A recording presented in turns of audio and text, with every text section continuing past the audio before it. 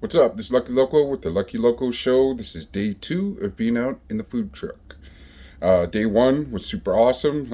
Showed up really, really late, and people came and showed out, man. It was super awesome. It was a beautiful feeling. Feels good to get back into the swing of things. I was out for a count. I was down for like 2 weeks, man. Just building up my health, getting everything ready, man. Because one real thing about dealing with food, man, you can't have any kind of sickness. Understand bills have to be paid, man, but at what cost? You know, it is. I'm not a greedy person. I'm not going to put anybody else in danger. Health is definitely a big thing. Um, I definitely want nobody else getting sick just because I wanted to come out and make some money.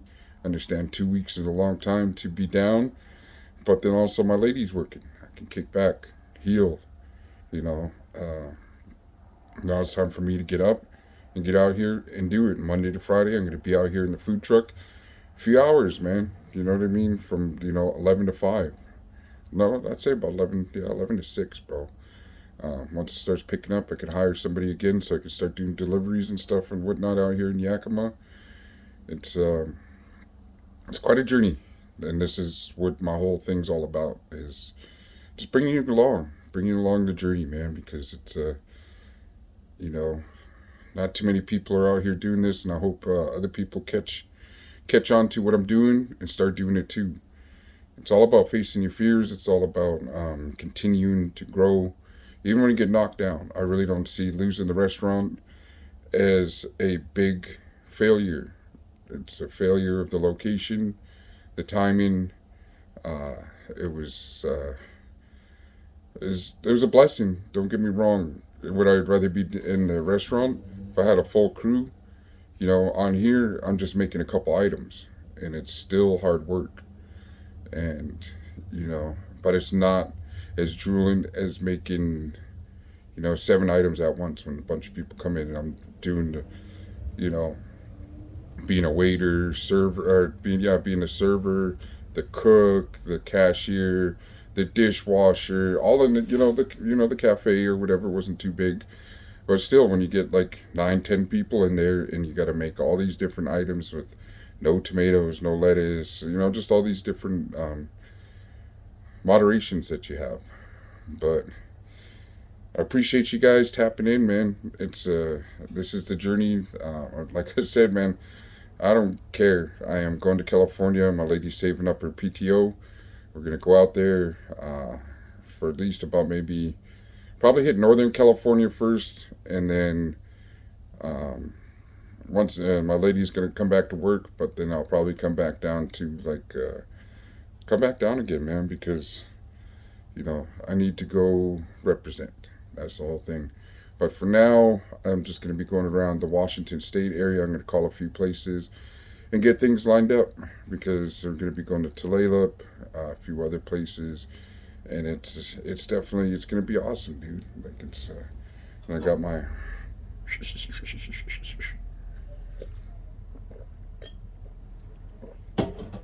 a little bit colder on the food truck. Wintertime, best believe that. Um, uh, but gotta start, gotta keep going, man. Still out here doing it. Gonna start pushing more catering. Looking to do some weekend work. Do this from Monday to Friday, and then go to the bars. See what bars want to start selling. Be like, hey man, I'll give you a quarter of the profit. All you got to do is let me go work my magic and do my damn thing, man. Not it's my own material, my own things, clean up after myself, and come out there and do the damn thing. Man, it's I'm at like 300 subscribers, which is really really cool, man. Because I'm not as entertaining as most channels, but it's definitely um, it was really big honor to be talking to Big Lou yesterday and getting things going. And really knowledgeable dude, man. He's a really humble dude, um, and he's definitely a voice to be heard. And it's uh, it's definitely pretty cool. Just checking. Holy smokes, I think, man. Got a leak or get a fix? I don't know. Oh no, that's from the Red Bull. Never mind. But yeah, it's definitely gonna be a journey. Got my missing and murdered Indigenous women shirt on. Uh, yeah, there's a few things, a few topics I'm gonna bring up when me and Lou were talking. It's definitely gonna bring up some videos, dude, and start talking about stuff. I seen somebody wanted to hear about doing time in the Colorado prison system, what it was like for a northerner to be in a system full of Sureños, Southerners, some essays. It's definitely, you know, it's one for years and years and years, unless there was like undercovers that didn't want to come out. But it was crazy. Uh, Never folded, never got punked. No one ever came up and took commissary or anything like that. Because they could have. Not gonna act like they couldn't have mopped me up or killed me in there, because they could have. I think it was just the way I carried myself, and one against how many people. I don't think they considered me as a threat at all. But they also knew I wasn't the type to come up and call me names, or you know because my reputation. I'll talk about the county jail, like how my reputation from the streets to county jail and everything else followed me to prison, because before all this, may not have been out there in California or whatever, man, but I was still active, and I was super with it. Like, it was, considering, the circumstances. I was definitely out there being a fool, and I'll get into that. But let's continue with this A&B Native American cuisine. See my little homie in the back there? He says, "What's up, homie?"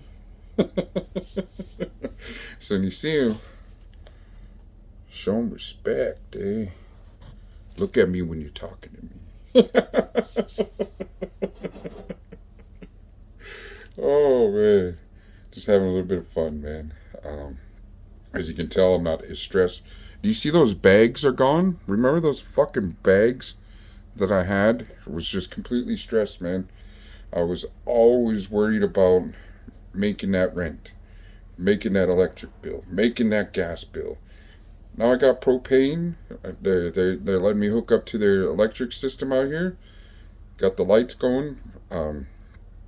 Still, that's just, it's, as you can tell, I'm a lot happier. All I can say is I appreciate everybody that's helped along the way. It's definitely, look at that. A little bit cold, buddy, a little bit cold. But when you're out here in the Pacific Northwest, man, you kind of adapt. You got to adapt. I feel sorry for you Californians and all you people out there in Arizona and stuff that never get to feel the coldness like this. It's beautiful. It's good for the spirit, good for the soul, for me anyways. Um, I just can't see myself living somewhere where it never snows. And that's the only problem I have with ever moving to California or anything like that, because I love the snow. I love the Arctic. Now, Arctic, but close, just the winter weather. Take that back, because I fucking hate it when it's super, super cold, like out there in Iowa. Oh my God, out there in the Midwest. If I ever get in chat with Rojo, he knows I'm talking about the Midwest weather out there, man. As far as the YouTube drama, I'm staying out of it, man. I got an opinion on the situations of what, as a person that's a huge fan of all these channels, and just all the shadiness of what goes on, because I want nothing to do with it. I don't want the drama. I want my name brought up. I'll just, come in, chat, and say hi. That's it. I am not getting involved, taking anybody's sides, or getting in the chats and start fighting with their fucking, what do you call them? Their trolls, and whoever's running them trolls. Got a pretty good feeling of who the trolls are, too. And it's just like, you're going to start attacking people and saying stuff, and, being a faceless coward is something, cell soldier, talking about all this righteousness and like, oh, I did this, I did that. But anything I've ever said has always been to somebody's face. And the outcome is either chingazos, shootouts, and, it is what it is. And I've never yelled from a cell because I had people, in county jail, they don't have that convict code. And I wasn't even a convict yet, but I knew not to. If I couldn't say it to your face or put hands on you, I'm not going to waste my energy and my time by yelling back. I just nod my head and be like, all right, talking part's done. You already said F me. You know what I mean? Talking part's done. I mean, that's the way they say there's no rules of fighting. And that's how it always was. For anybody that knows me, that before I changed my life was always, if it was F me, I got off right away, because why go back and forth? Why give you a chance to pull a blade or a gun on me? I am rocking you right there and we're getting into it. Like, it's just, that's been my mentality. As you guys, if you guys heard, about the abuse and stuff like that I've went through, the physical abuse, mental abuse, all that. So that kind of gave me up on like setting it off. Of being like, somebody comes up and starts talking smack.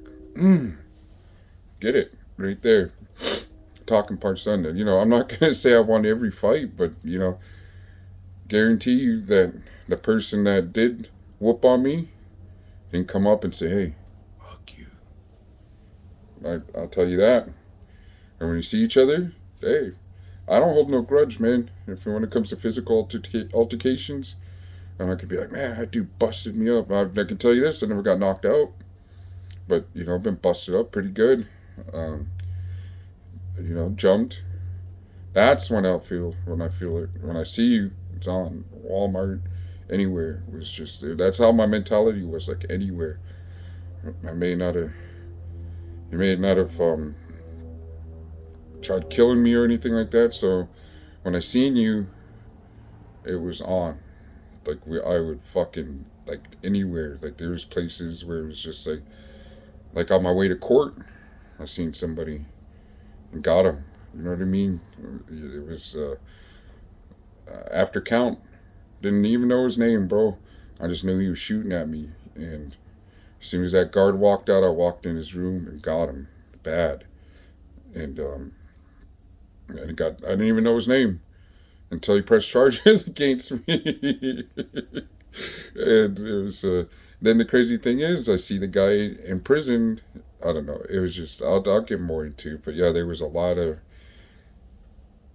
it said, I seen something on the Mike Tyson show. It says, it took a lot of violence to be this gentle. And it's not soft, not a pussy. I'm just not out there putting myself out there like that no more, man. Why? I've already been shot up, I've been stabbed, been jumped, went to prison, been through all that stuff. I'm blessed to be here at 44, gonna be 45 this year, man.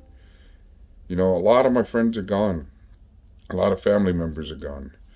A lot of people, didn't get to make it because they just refused to turn that overtime thinking off. It's a lot of pride, a lot of stuff, and I still got my pride as a man, still got all this stuff, but when somebody throws up gang signs to me, I'm just, like Boxer says, I don't have a dog in that fight no more. I just don't have it in me no more, and I've been through it. I didn't make it to any statue of what all the other people did, but I really was pushing for that notoriety that nobody was there to recognize. Like, hey, look, this dude's a good Solano. He's a good earner. He's a good person in that element. Not no more. I ain't shit now, and I'm cool with that.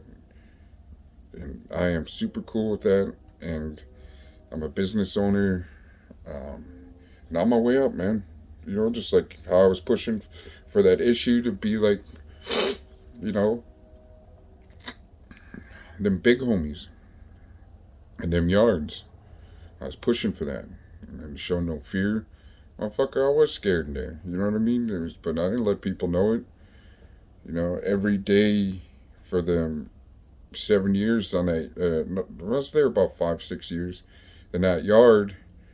I was in the same cell. Nobody came up and was like, "Hey, fuck you, motherfucker." And felt some type of way to come up, uh, and I also wasn't like that. I wasn't up, "Hey, motherfucker," you know. I wasn't like that either. There's you know, when I see people saying a lot of respect. If you respect people, they'll respect you back, man. And I made quite a few acquaintances and some even close homies now that are Southerners. Even when I was active, it was just like, you know, it was we both knew it was crunch time. Never popped off, you know, and you know there was times when I reached my hand out and be like, "Hey, look, I'm the only person on the yard, but if you want to roll with me, this is where I'm sitting.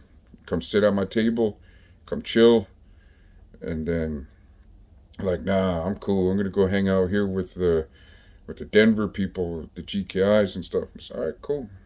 And then, you know, after 4 or 5 months, not even talking to me, not even acknowledging me, not even like, "Hey, what's up, man?" They're just like, you know, you could tell scared, hanging out with the numbers, you know. And when it came down to when he did something disrespectful, um, the Southerners came up like, "Hey, is that your homie?" And I was like, "Nah, dude." I reached my hand out and told him, "Hey, look, this is where I'm at. Come chill, come kick." And they're like, "Oh, okay." I told him, nah, he's not. The next thing you know, they start approaching him and start, you know, they're pretty slick individuals in there, man. And they they got off on him. First, he knew something was coming because like anybody that's been in prison knows when something's about to go down or something's about to happen to you.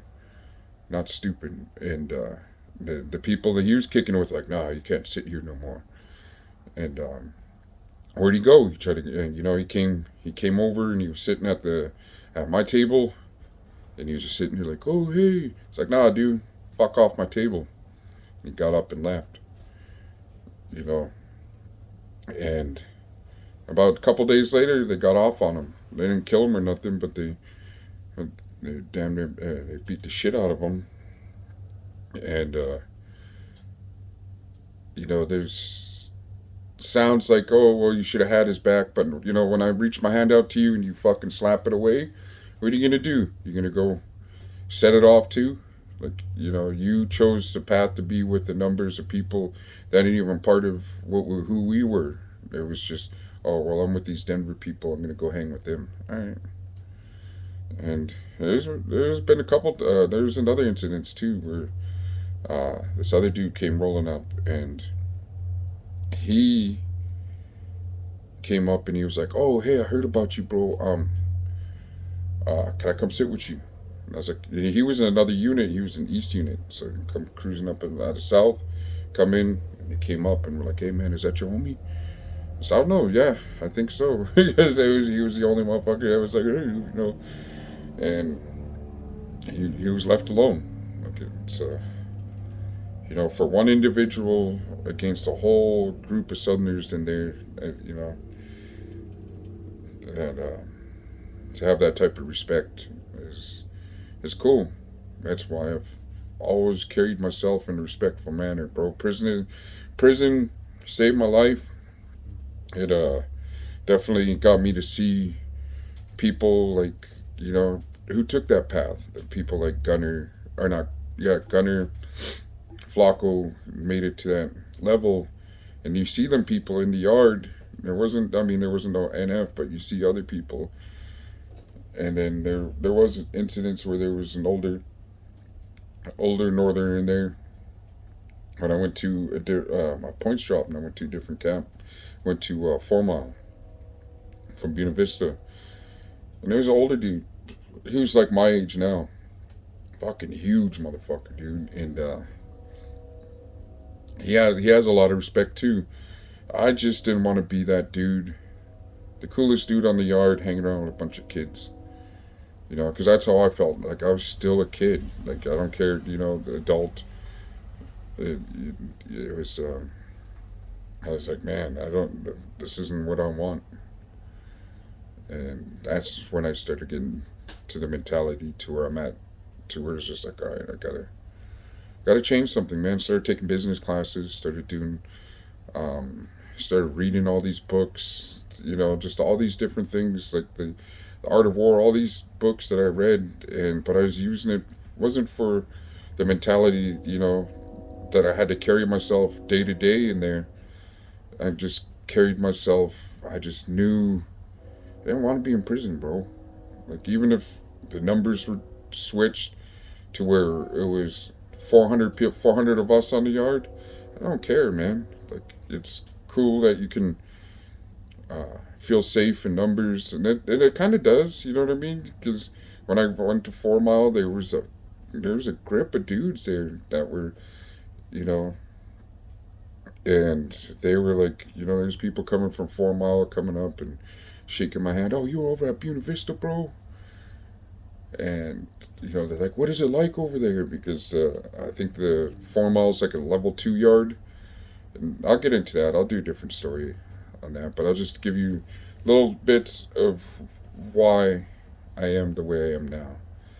And but yeah, prison saved my life. I wish I didn't have to go to prison to. Um, but I was on a really bad path. I was on a really bad. I was ready to die. I was ready to kill. I was ready to go. I was ready to. I was just ready. Like even it's weird to even still have like kind of like that mentality to where like it's selfish to think like that, but I still feel like I don't care. Like you know, when you see death or when you do die, and you see that isn't sorry to say, but it's just all black. Um, but when you die, even when I was dying, I wasn't panicking because I seen friends get shot and they panic and they bleed out, screaming around, running around. You know, I just knew it was like, hey, breathe as much as you can, save your breath, save your energy. Don't start screaming around.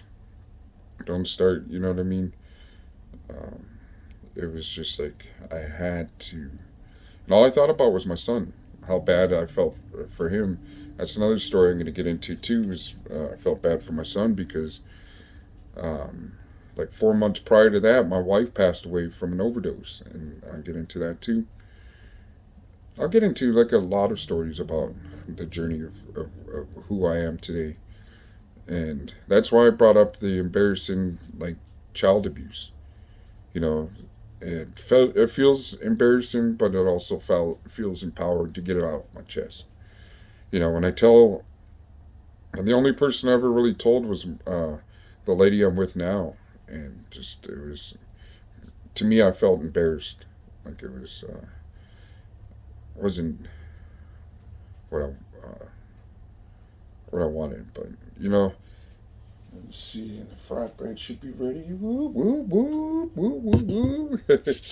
Well, let's keep it positive. Let's keep it moving, man. It's almost a Friday. I know I've only had 2 days of work today. Well, three days of work this weekend.